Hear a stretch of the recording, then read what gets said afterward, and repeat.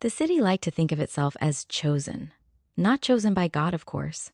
Chosen by money, which had become the local substitute. Chosen by glossy pamphlets and stadium lights, and men who spoke in rehearsed sorrow about the future, while counting backward from the bond repayment schedule.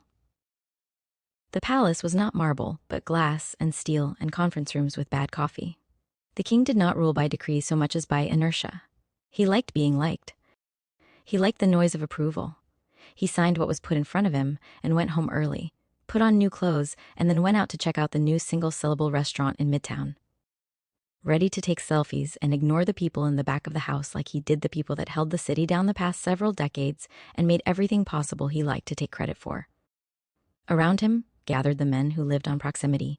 They were never the king, never the author of the edict, but always close enough to whisper. They dressed the same, talked the same, congratulated one another on their restraint while drafting plans that required whole neighborhoods to disappear. They believed history was a machine you could lean on until it bent. They believed the people would always tire first. And then there were the ones at the gate.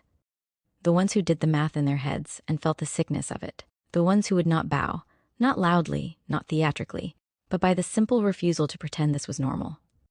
They read the documents. They noticed how the language slid from investment to inevitability. They noticed how the suffering was always abstract until it wasn't. They were told to be patient. They were told to be pragmatic. They were told now was not the time. The order did not arrive as soldiers in the street. It arrived as spreadsheets and timelines and talking points. It arrived as a future already decided, a slow erasure disguised as progress, a date circled on the calendar when the city would wake up poorer in ways that would not be counted. The palace women knew before the palace men. They always do. They felt it in the tightening of life, in the way everything beautiful was suddenly conditional. They had been chosen once, plucked from obscurity and placed near power, taught the rules of silence and survival. Safety, they were told, came from staying agreeable, from not asking why. But there is always a moment, when safety becomes a lie you have to keep telling yourself louder every day. When you realize the walls will not protect you, because the walls are part of the plan. The message crossed the city quietly, not a rally, not a riot, a recognition. If you remain silent, the machinery will roll on without you. Relief may come from somewhere else someday, but you will have trained yourself into nothing. You will have survived and still lost.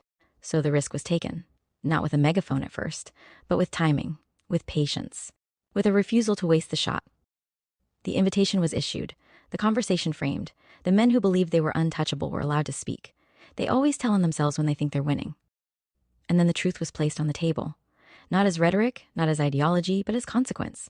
Names replaced euphemisms. Bodies replaced projections. The city, stripped of its costume, stood there exposed. The king, startled, looked for someone else to blame and found the mirror too close. The reversal did not come as fire from heaven. It never does. It came as humiliation, as the sudden visibility of what had been hidden in plain sight. The gallows had already been built, not of wood, but of language, contracts, timelines, assumptions, and the architects found themselves caught in their own design. What shifts a city is never a savior. It is a refusal multiplied. It is people who understand that access is meaningless if it is not spent, that courage is not loud but exact, that you do not have to overthrow the palace if you can interrupt the story it tells itself. The lesson is old. Power depends on silence more than force. It survives on the belief that nothing can change. Break that belief and the whole thing begins to wobble. The city does not need a new king. It needs people who know when the door is open and are willing to walk through it knowing they may not walk back the same. That is how the dynamic shifts, not by fantasy, not by purity, by timing, by nerve, by telling the truth in the room where it costs something. For such a time as this, yes, but also for the long time after, when the lights dim and the work begins and nobody is clapping anymore. That's where the real story always is.